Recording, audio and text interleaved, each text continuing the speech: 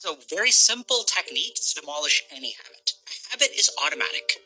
That's what makes it a habit. That's why we love habits. Why is everyone so obsessed with habits? Because if it's a habit, then it happens automatically. If it's a habit, I don't have to work hard.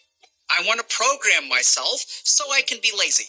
So all you need to do to demolish a habit is awareness.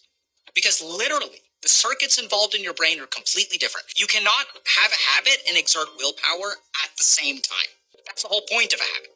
So as you become aware, every time you catch it, Stephen, it will chip away at it. It'll get cut away 1%, 1%, 1% until it disappears. Catch it as many times as you can.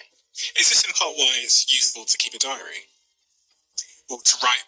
It can be. Diaries have all kinds of other mechanisms. So just a couple of quick ones. So one is that diaries slow down the pace of your thinking, because when you write slower than you think. So you meditate on the thoughts a little bit more.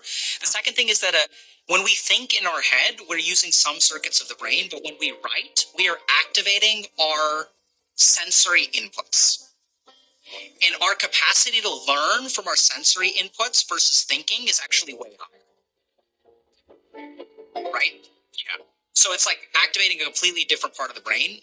We're slowing down our thoughts. So slowing down thought and activating our sensory inputs is part of why a diary is useful. The third thing with a diary being useful is that when we think in our mind, we end up in a different place from when we write. So it's a lot easier in our mind to end up with habitual patterns of thinking. In a diary, it's way harder to end up with habitual thinking. So you will explore yourself more effectively using a diary.